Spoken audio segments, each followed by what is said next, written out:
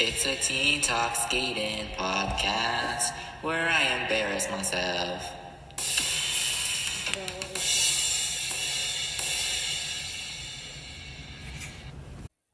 Hello, hello, hello, and welcome to a Teen Talk Skating podcast. My name is Zango, and did I even say the episode number? Welcome to episode number 87 of a Teen Talk Skating podcast. My name is Vango, and I hope you guys are all doing very, very well. I am kind of an idiot, and I'll explain to you two things why. Last week, I may have forgotten to upload the episode. I'm literally so stupid, but it actually went really well. Last week's episode got a lot of views, and I'm very thankful for all of that. But yeah, somebody messed up uploading last episode and kind of forgot about it until 5 minutes before midnight. I was like, I didn't upload the episode. Actually, I am actually so dumb, and so I deeply apologize for me being dumb. And second of all, I was just very stupid. I spent the last 10 minutes trying to figure out why isn't my audio recording. I was like, usually it shows me if I'm saying anything with a purple box. I'm like, why isn't my audio recording? Guess why, guys? Because my mic wasn't on. Because I'm that stupid. I was like, oh my gosh, is it laggy? Oh my gosh, how am I gonna record my podcast episode? But I just had to click a button and unmute myself because I'm that stupid. I'm that person. But anyway, I hope you guys are all doing very, very well. Honestly, I'm not feeling the best. I just had the hugest stomachache of my life. And I also kind of have a sore throat. And I just can't no, I just can't cope with anything. And I feel like me being dumb does not help either. And so my life is kind of crazy, but I love to relax and I love to have a little podcast moment with you guys. So that's what we're doing today.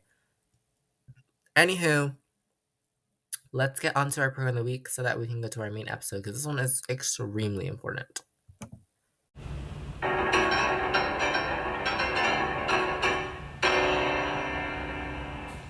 Program of the week. Okay, so our program of the week this week is a very, very, very classical program, but there's a lot of good moments in it that I really want to point out that I feel like we don't see in skating enough anymore.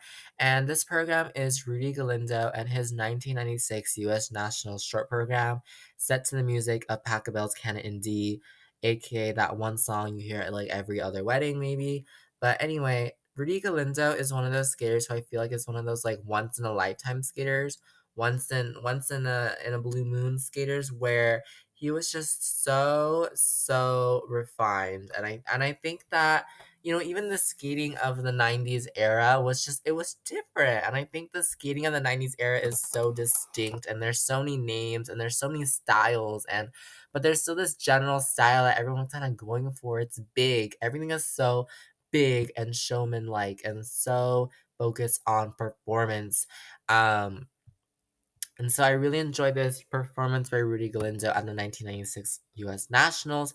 He starts off with this huge, and I mean huge, triple axel, triple toe. You don't get that kind of big jump anymore. I feel like you're kind of more focused these days on getting the rotation done and getting it clean and everything. But I feel like back in those days it was big, and maybe yes, a little under maybe on the triple toe, but a little shaky on that landing. But it doesn't matter to me. It's just big. It's cool. Um, Heading into the second jump, the triple lutz, he does a couple of cool steps, kind of these very quick back and forth steps that kind of you learn in ballet or even jazz maybe. And it's these very quick back and forth steps, and then this really huge triple lutz that he does this huge kind of backward spiral into, and he kicks his leg back and he kicks it down and triple lutz all the way there. Okay. What else did I like of this program? There's kind of this step sequencing moment in the middle of it where so many quick steps. He does them very quickly. It's stepping forward a little bit, stepping back, kind of twisting and turning the leg. And again, there's very light music going on, and he matches the pitch maybe, or the rhythm of the music. There's this moment in the step sequence I really enjoy where it looks like he's gonna do an Ina Bauer, but he holds it for not even a second. He holds it for 0.5. He puts his legs in the position and then he puts them back out. He does these really fast crossovers. Everything was so fast back then. It looks so much faster. on the videos back then. But he does this really fast crossover into a double axle, and on the double axle, he does a spiral out of it. Like, oh my god. I feel like if we had this kind of skating today, I feel like the world would be sold. And then there's this other moment where leading into his last spin, he kind of like, I don't even know, like just so many intricate steps going into it. And then his very last spin, it's beautiful. He just has kind of this layback position in it. And then he switches to kind of an upright position and he holds his leg all the way up in this, like the best Y spin position you'll ever see. His leg is basically at the same height as his head. It doesn't even look like a struggle. And it's beautiful. And at the end of it, he's just so happy with his performance. And I think this program to pack about Canon and D is really a reminder of how classical music does not have to be boring and figure skating. There's so much merit to skating to classical music. There's so much beauty in it. There's so much interpretation in it. And the quick steps here and the fast movements and the arm motions and the slight twizzles and the turns and the ever so gliding steps.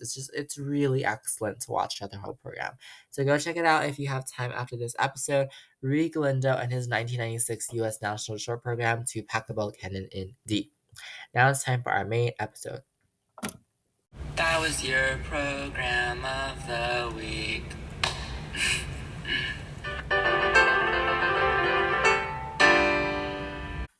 Okay, guys, so like I said earlier, I kind of do have a sore throat slash I kind of just right now. So forgive me if I, sound like I am crying and dying and whatever else, because I kind of am.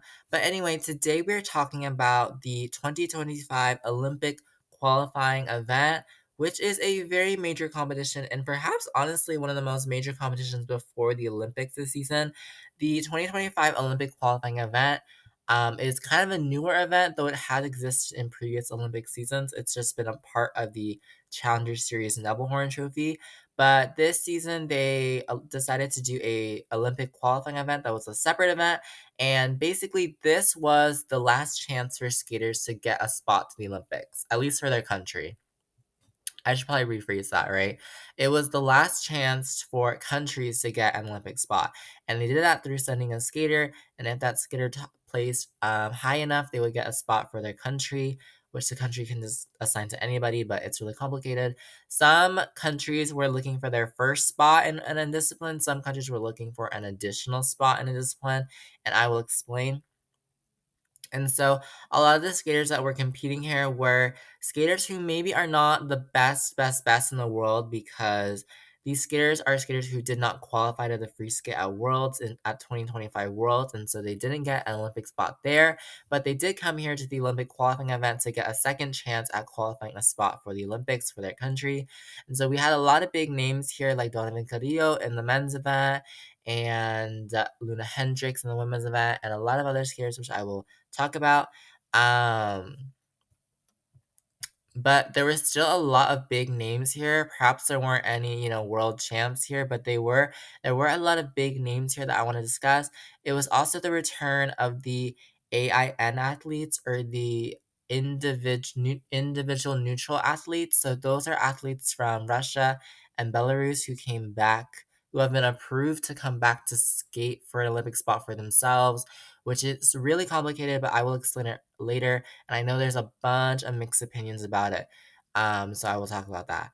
But anyway, this is an extremely important competition, perhaps the most important competition for some of these skaters because it is their last chance to qualify an Olympic spot. And if you want to go to the Olympics, you kind of need a spot to get on the Olympics. And so it was time to get your ticket. It was the last train to Italy. If you didn't qualify, well, you couldn't go to the Olympics. And so obviously this competition really like made or kind of broke dreams in a way. I don't know. But anyway, this competition was also referred to as the Chinese Nebelhorn, which I find funny because um we got this idea of calling it Chinese Nebelhorn because the previous Olympic qualifying event was the Nebelhorn Trophy in many previous seasons in 2021, 2022, and 2017, 2018. But this kind of competition took the spot of it, and it took place in Beijing in China, so it was called Chinese Nebelhorn. And so I will be referring it to that as that in kind of this episode as well.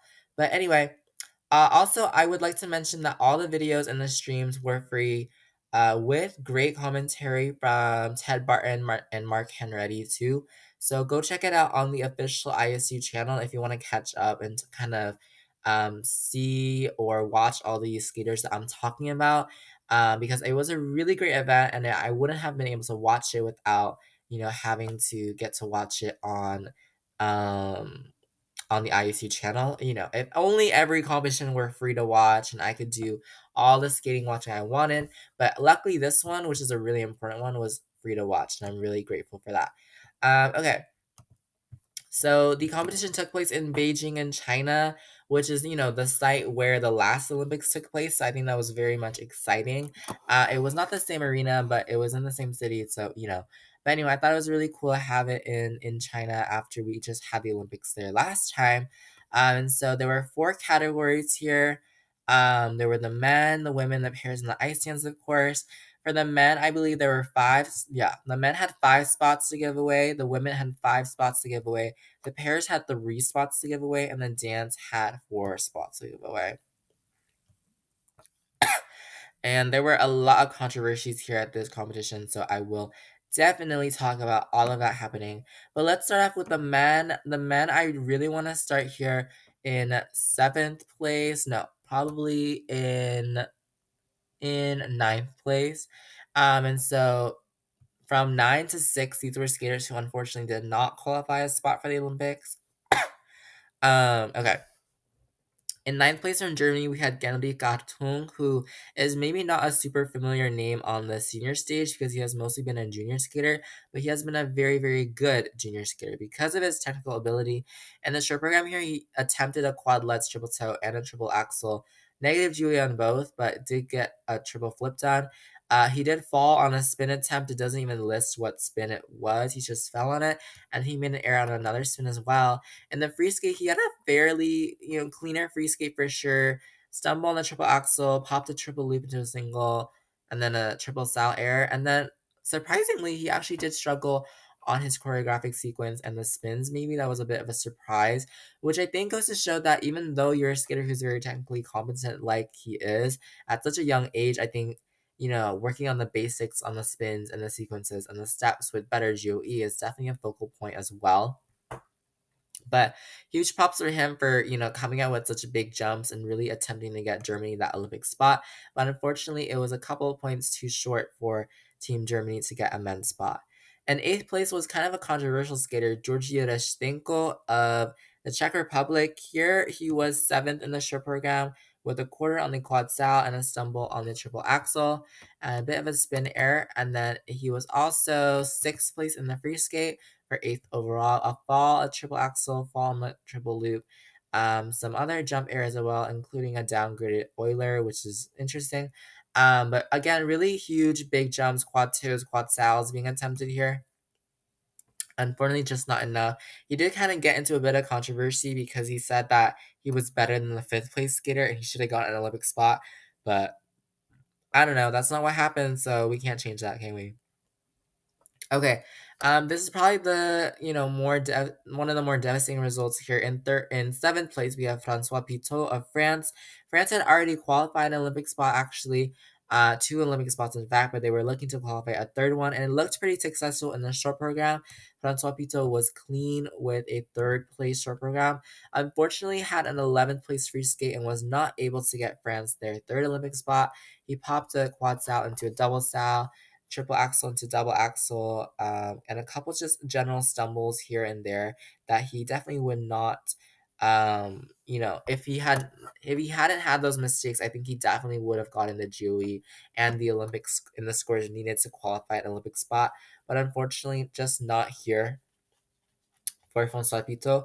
There is still a chance he could be going to the Olympics. The competition in France is quite tight with big names like Adam Jean-Va and Kevin Amos and a lot of other French men in there as well. But I don't think it's impossible for Francois Pito to get to the Olympics. It's just that it would have been easier if he had qualified that third spot for France.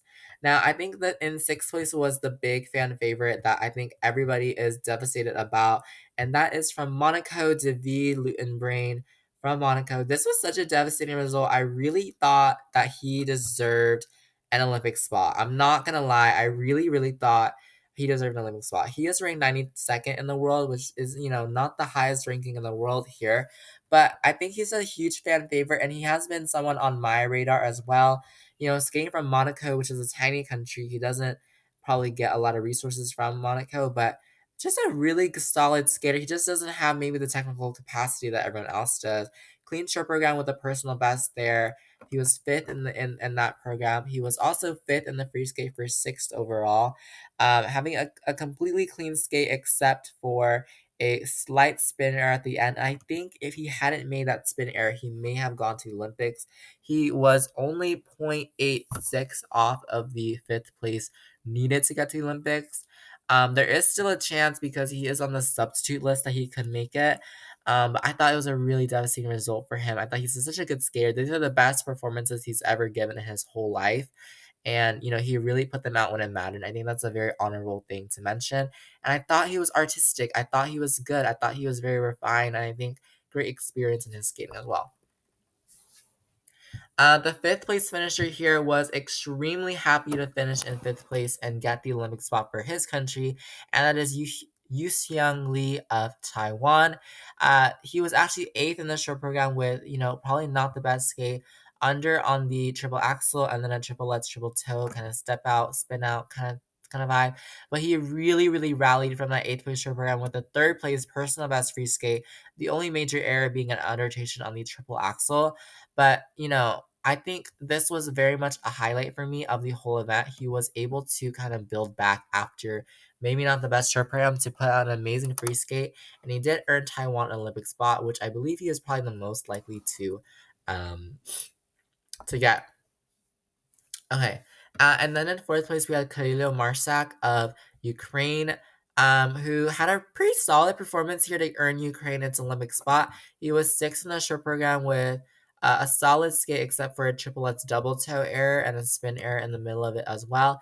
And then he was fourth in the free skate to really maintain that stability after the short program to try to get higher in the rankings.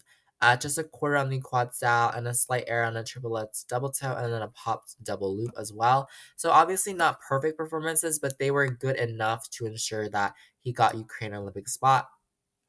I will say I think the competition in Ukraine for the spot is quite competitive between him and Ivan Shumaratko, who went to the Olympics last time. But we'll definitely see who's gonna make it to the Olympics out of those two guys.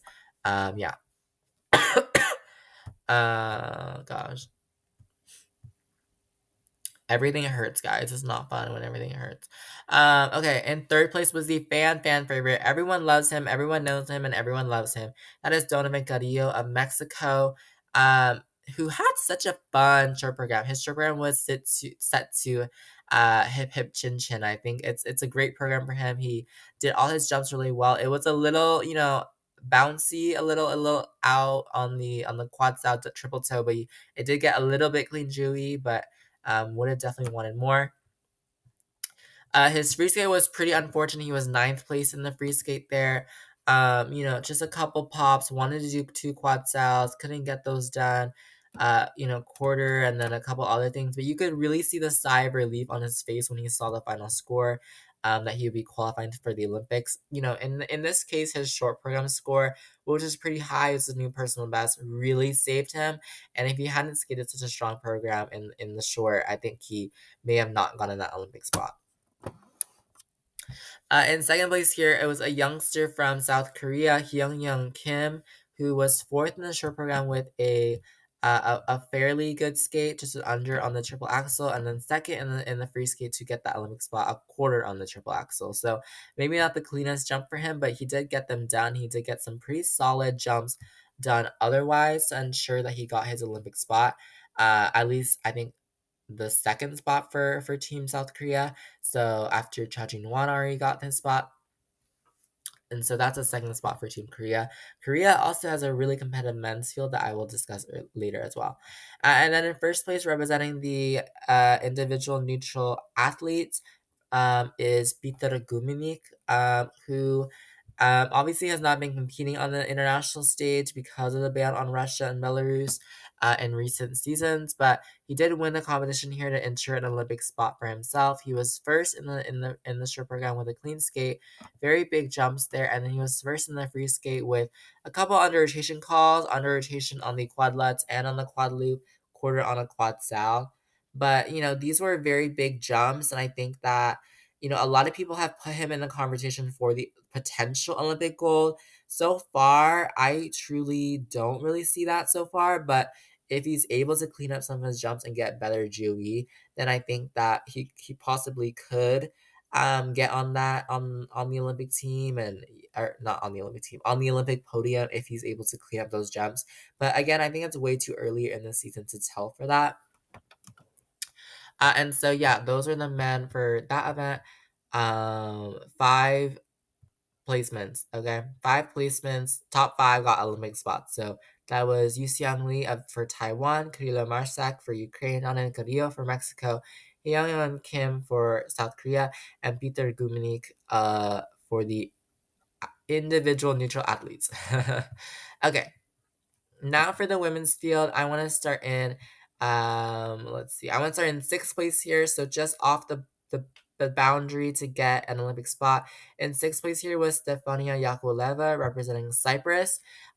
She had a really solid skate here, and I think it's really unfortunate that she wasn't able to qualify for the Olympics by getting into that top five. Now, she was fifth in both programs, but the math just didn't work out, unfortunately, for Stefania Yakovleva. She was fifth in the short with a quarter on the triple toe at the end of her combo, and she was also fifth in the free skate with a solid skate, a quarter call and under on the triple lutz, and a slight error on the triple sal, but otherwise it was just a really solid skate for her. She had a really solid jump. She was really putting it into the performance. And I think that, maybe she didn't get the Olympic spot here, but I do think that she is a pretty solid skater otherwise. And again, she could be somebody who is a substitute for that if someone were to withdraw from the Olympics. Okay. Okay, fifth place up got Olympic spots. Here in fifth place was Ru Zhang of China competing here at home to get that Olympic spot. These were two very brave performances. I think she is quite young. I believe this is her first senior international season or second senior international season. No, it's her first senior international season. So really good for her for getting that Olympic spot. She had a clean short program. Her free skate I really enjoyed. It was set to the music of Miss Saigon, and she did have a pop on the double lutz and an under rotation on the triple loop. But so much relief when she saw the score, she got the Olympic spot. And I really do think a solid skater who maybe is not the best technically, but I do think she has quite a career in front of her. And, I do think that she is probably China's leading women right now. So it's pretty likely that she's gonna take that Olympic spot for China and hopefully do pretty good at the Olympics. In fourth place from the individual neutral athletes was Victoria Safonova, who competed at the Olympics last time actually, and now we are seeing her again on the international stage. It was a bit unsure if she was going to qualify for the Olympics after the seventh place short program with a edge call or unclear edge and under rotation on the triple lutz, and then a quarter on the triple toe.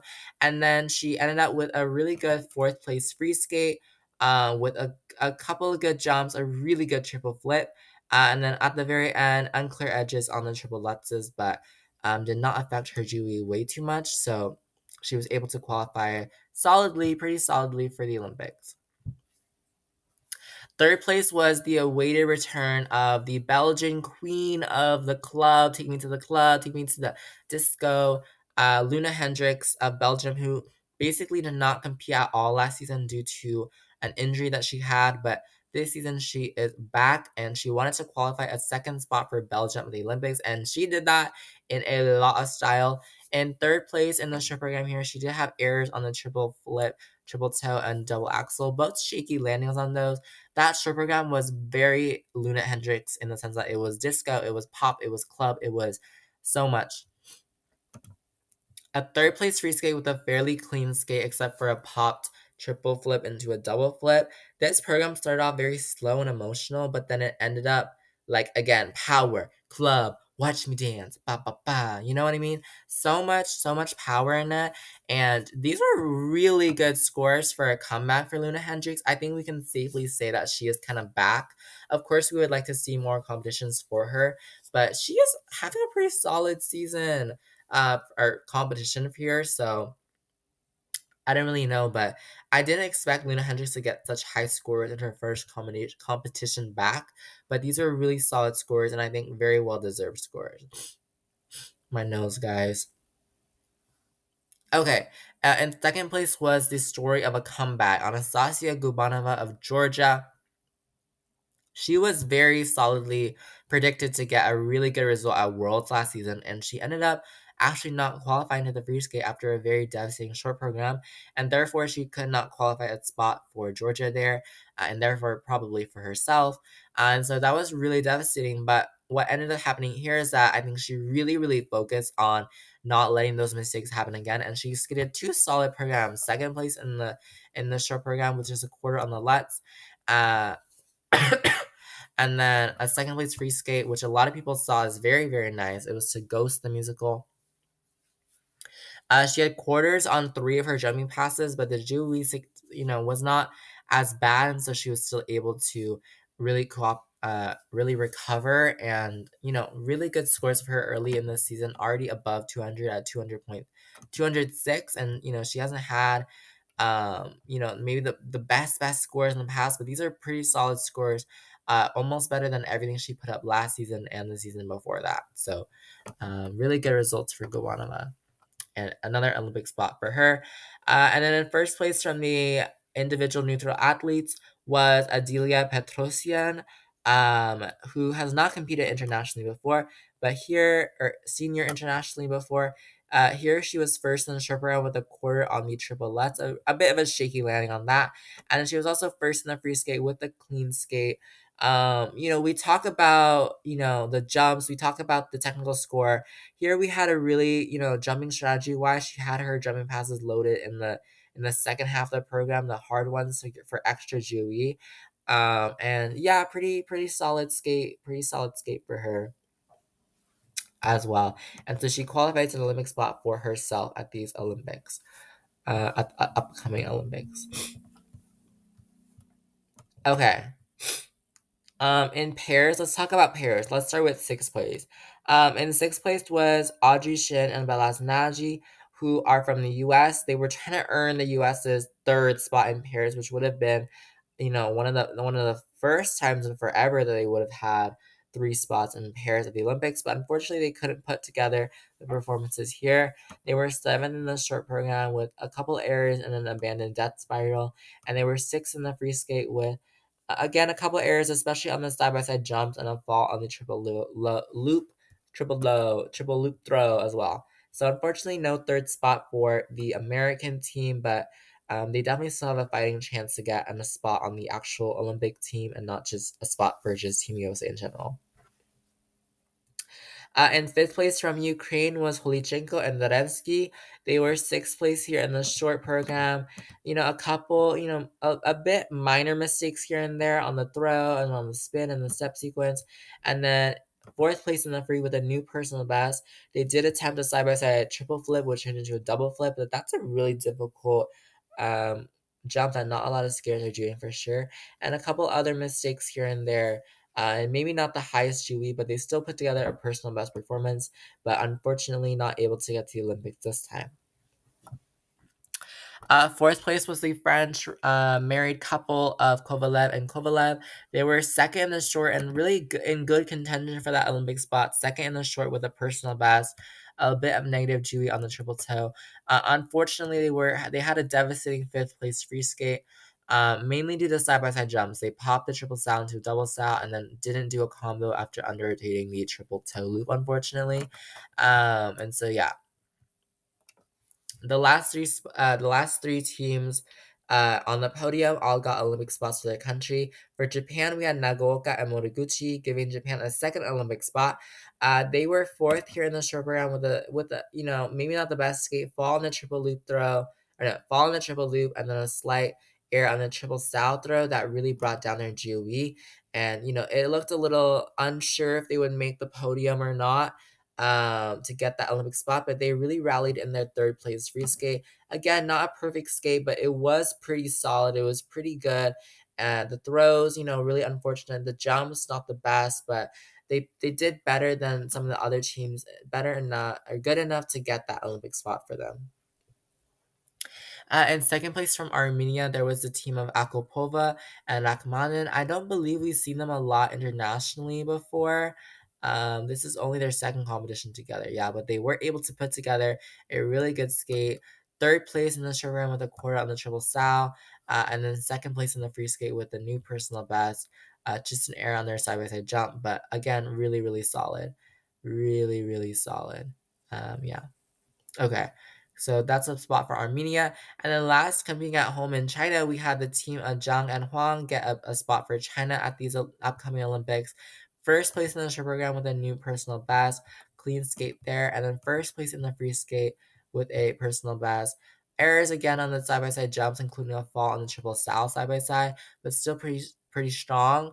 There is something to know about China and its pairs is that the team of Sui and Han is back. A lot of people are saying that they will come back and take the Olympic spot that Zhang and Huang just earned. Perhaps the newcomers will put up a fight for the Olympic spot. We're not totally sure. Could be a whole mess. I will talk about it later. So that was the pairs. So Olympic spots for Japan from Nagaoka Moriguchi, Armenia from Akupoa Rachmanin, and China from Zhang and Huang.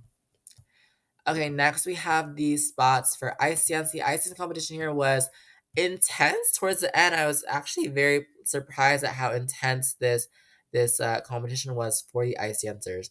Let's start in seventh place. Remember that you had to be in the top four to get an Olympic spot. In seventh place was the Japanese team of Yoshida and Morita, who were a really solid fourth place in the rhythm dance, and they looked pretty solidly able to get that Olympic spot. They were clean in the rhythm dance, maybe not the best, Jewy. The free skate, unfortunate, the free dance for them, seventh place there. They did get a call on their choreo. What is that? The choreographic steps. I forgot what the exclamation point means. It didn't fulfill the requirements or something like that. And so that didn't get a lot of positive GUE, only got 0.06. And that's really what brought down their score the most. Could have had a little bit more GUE on the dance spin, for example.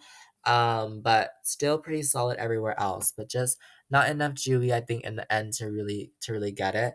But this was a really tight kind of fourth place to seventh place. So yeah. In sixth place was a really strong team from Hungary, Ignateva Zemko.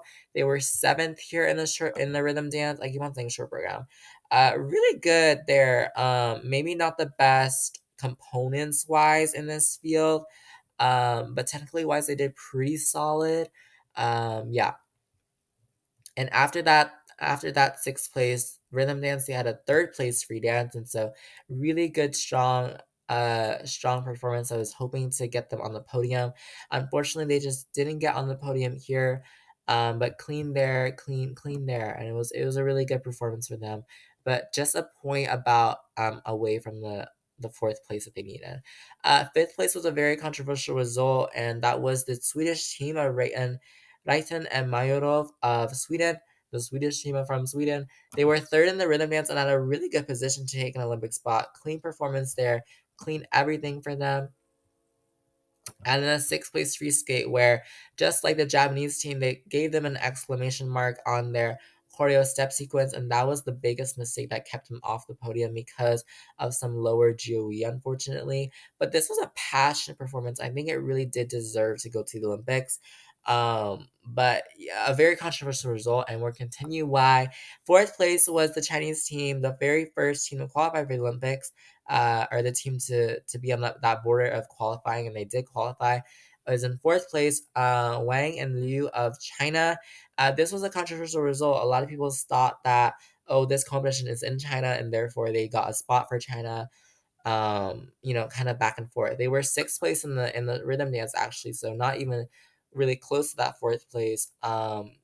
With an okay performance, and then they had a fifth place in the free dance with again an exclamation mark on their choreo their choreo step sequence, but the rest of their program had a lot more positive GOE than the other teams here who were also vying for that spot. So, perhaps a little bit. I don't know. I guess Ice Dance is the most political. I have discussed that before in another episode if you want to check that out. But I have no idea if that's the reason why a lot of people were mad that the Swedish team did not go. The Chinese team went. We have not seen them in a couple of seasons because of some controversy that from Sing Yu Liu that is really awful, and I don't know. No, it's really awful, and so we haven't seen them in a while, but they just came back and took an Olympic spot, and a lot of people said, not about that, but yeah, I think I really would have rather had the Swedish team, Reitan and Mayoro, go to the Olympics. I think they had a better performance across the two programs. Anyway, and in third place was the Spanish team, hoping to get Spain in second spot at the Olympics of Val and Kazimov. They were fifth in the rhythm dance here with a new personal best. And then they survived solidly with a fourth place free dance with, solid Dewey. And they did well enough to get them third place overall. The second place team was my absolute favorite, Harris and Chan of Australia. They barely missed out on getting an Olympic spot last time at Worlds. They came here with a mission and they accomplished it. Second place in the rhythm dance with a new personal best. Sorry. Second in the rhythm dance with a new personal best. And then they were also second in the free dance here with a new personal best. Just good. They're so underrated, bro. Like, come on. Give Harris and Chan the points because they're just so good. And I think they deserve everything in the world because I think they're really solid dancers. And then first here was Reed and Ambruvicius from Lithuania, who had a terrible rhythm dance, unfortunately, at Worlds last season. They didn't qualify to the free dance, and then they couldn't qualify Lithuania a spot at Worlds or to the Olympics there. But they came here with a mission to get redemption to, like Anastasia Gubanova in the women's event, leave the past behind. Maybe the rhythm dance at Worlds wasn't the best, but they came here with a mission and they accomplished it. They were first in the rhythm dance with a very high score of 80.95, first in the free dance with another clean skate above the rest of the field, very clearly above the rest of the field, 15 points above second place, really solid from them. Really good that they were able to kind of move on from those past errors and really create a really great result for themselves. But anyway, the top four that got Olympic spots: Wang and Liu of China, Valin Kazimov for Spain, Harrison Chan for Australia, and Rudan Abulevicius from Lithuania. And so I know that was a lot of talking. That was 30 minutes of talking. But I still have more to say because, this is a Teen Talk Skiing podcast. We don't just stop talking, you know what I mean? Okay, so I want to discuss the spots after this event. How many spots does each country really have? And so I went on Wikipedia and I did them and I did all the things for you and I wrote them down. Okay, the countries that have three spots in the men's event are the USA and Japan. The countries that have two spots in the men's event are France, Italy, Latvia, and South Korea. The countries that have one spot in the men's event are Kazakhstan, Georgia, Switzerland, Canada, Azerbaijan, Slovakia, Sweden, China, Estonia, Spain, Poland. The individual neutral athletes for Peter Gumenik, and he's the only one who can take that spot. Mexico, Ukraine, and then Taiwan. And so those are the countries that have qualified those spots for the Olympics for the men's event. Um, and then if any of those countries withdraw one of their spots, next in line are Monaco, the Czech Republic, and Germany. Okay, in the women's event, three spots are for USA and Japan, two spots go to South Korea, Switzerland, and Belgium, and one spot will be going to Estonia, Canada, Italy, Kazakhstan, France, Israel, Austria, Finland, Romania, Poland, Bulgaria, Great Britain, Lithuania, the individual neutral athletes of Adilia Petrosian and Victoria Safonova, Georgia, and China. And so those are the countries for the women who have those number of spots. In the pairs, for the women, the next in line are Cyprus, Norway, and Sweden in that order as well. In the pairs, the three spots go to nobody because nobody, unfortunately, none of the countries qualified three spots for pairs at the Olympics. Two spots, however, are going to Canada, Italy, Germany, the USA, and Japan. And one spot goes to Georgia, Australia, Hungary, Uzbekistan, Great Britain, Poland, Netherlands, China, and Armenia. And so those are the pairs ones. For ice dance, the 3 spots go to Canada and the USA, and 2 spots are going to the Czech Republic, Finland, France, Great Britain, Spain, and that's for 2. And then 1 spot each goes to Italy, Georgia, Germany, South Korea, Lithuania, Australia, and China. And next in line, if any of those countries withdraw, are Sweden, Hungary, and Japan. Did I mention it for pairs? If any of the pairs countries withdraw, next in line will be France, Ukraine, and the Czech Republic. And so, obviously, you can see some general trends. The USA has the most spots actually in the world, I believe. Japan is very, very solid in many of those disciplines as well. Canada really bring it home in pairs and ice dance. I believe Great Britain has a spot in every discipline. No, not the men's discipline. Okay, and so really good. A lot of countries here. France has a spot in every discipline.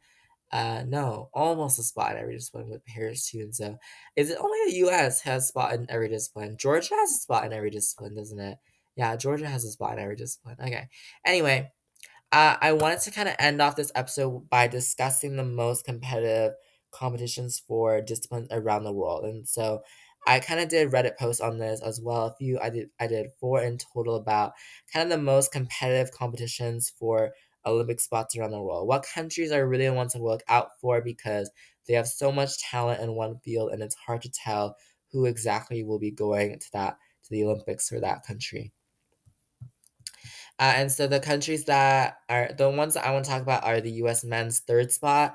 The U.S. men have a lot of talent, and they have 3 spots this year. And I think it's very locked for first and second place because Ilya Malinin and Jason Brown have really been the top 2 U.S. men for the past 4 years, the past 4 seasons. And so I do think those spots are locked. But that 3rd spot could go to Andrew Torgashev, Maxim Namov, Jacob Sanchez, Jimmy Ma, and a lot of big names in the U.S. who have the ability to take that 3rd spot. The U.S. women, for me, is a lot looser. I don't know exactly who's going to take those 3 spots for the U.S. women. Will it be Isabel Levito, Alyssa Liu, Amber Glenn, Sarah Everhart, Brady Tennell, or someone completely different? Those are the ones I could think about. But I did a post on that, and I got a lot of different reviews for sure about who could go to the Olympics. The US pairs have 2 spots, and that one is very affected by citizenship. A lot of the pairs have citizenship, some of them don't, and so it'll be interesting to see who can make it. The US ice dance has 3 spots as well. I would say the first 2 are very much locked for Chalk and Bates, and then Carrera and Ponomarenko. As long as Christina Carrera gets her citizenship in time for the Olympics, which I believe she has said that she is going to, like, is on schedule to do that. So that's good. But then the 3rd spot could go to Singas Kolesnik, Green Parsons, the Brown siblings, the Shib Sibs. That's really crazy for sure. I didn't get to around to making the post about it, but the Japanese men also have a big group of talent. Yuma Kageyama is really the only lock I think there is, but Kalmira, Shun Sato, Tetsuya Suboi, who else is there? Kazuki Tsubono, my favorite, Toshiro Shimada, Soto Yamamoto, so many big names in the Japanese men's field. The Japanese women's field is also a similar case. They have Kaori Sakamoto, who is really the biggest lock. I think Kaori will probably make it. And then we also had skaters like Mone Chiba, Wakabe Higuchi. We have Rina Matsuke. We have Rinko Watanabe. We have Rion Sumiyoshi. We have the new skater of Amy Nakai, who has really grown a lot in her skating in her first senior season. And so many big names in the Japanese women as well. The Italian pairs kind of have a big kind of group and crisis going on. They have Conti and Machi, who I feel like are a lock, but they also have Ghiardi Ambrosini, Beccari Guaris. I'm definitely blanking on the other Italian pairs teams that they have 2 spots for the Olympics, but Italian pairs is kind of crazy too. The Korean men are probably fighting over that 2nd spot. The 1st spot is definitely going to go to Jungwon Cha, but that 2nd spot could go to a lot of skaters, Hyung Kim, who competed at the qualifying event. Jae Kyung Lee is also very competitive. Is he senior eligible? I can't even remember, but yeah. Korean women are also fighting over their two Olympic spots. It really could be a lot of scares. Jia Shin is making a very big impact. Chaeyeon Kim is hoping to make a big impact. Seyoung Kim also as well. Haein Lee, Young Yu, a couple big skaters in there who are really excelling and have a chance to make that Korean Olympic team. The Canadian men as well. The Canadian men is very competitive. They have one spot. I honestly thought it was for sure going to Roman Sadovsky. He's really been the leading Canadian man for a while. But it seems now that, like, oh, Steven Gogolev is coming up, Alexa Rakic is coming up. Keegan Messing is making a strange comeback, apparently. Nobody knows really. But that's happening, and who knows? There is also kind of a battle in the French ice dance field. France has two spots for the Olympics in ice dance. Lots of teams, Loboda Brissot, Demangeau, Le Messier, and then the new comeback team that nobody really likes, honestly, of, bro, why am I blanking on their names? Oh, Fournier, Baudry, and Cizeron. The new French ice dance team that came about this season, and yeah. Anyway, those are kind of some of the biggest battles within the international sphere that I really will talk about these upcoming episodes, and all about those dynamics and who's really proving their best at these events. In the case where two of the U.S. men are at the same competition, who is really coming out on top, that kind of thing. We will definitely talk about all of that. And yes, I will talk about the team event. The team event is a whole nother situation that I would talk about, because teams have to qualify first, and it's not yet clear who is going to qualify for the team event. So I will talk about that as soon as we have that info. But that is all for this episode of the Teen Talk Skating Podcast. My name is Van Gogh. I hope you enjoyed episode number 87 of the Teen Talk Skating Podcast. I know I talked a lot, but this is a really important episode about the Olympic qualifier competition, and the battles for the Olympic spots. Um, yeah, for sure. Lots of important things to say there. But yeah, next week I will be reviewing both the Challenger Series Nebelhorn Trophy and the Challenger Series Andre Nepela Memorial, because both of those have a lot of big names to talk about, and so I will definitely do those. The Grand Prix are getting closer and closer every week. I think we are about 3 weeks out from the Grand Prix, and so that's a huge deal, obviously. And so I'm not ready to talk about Grand Prix, but I guess if they happen, they have to happen. And so I will talk about the Grand Prix when we get to those Grand Prix for sure. But that's all for this episode of the Teen Talks Game Podcast. My name is Zango. I hope you enjoyed listening to me rant about the Chinese Nebelhorn / Olympic qualifying competition. And I will see you next week, or I will hear from you next week for a review of the Nebelhorn Trophy and Andre Nepela Memorial. Thank you, and bye bye.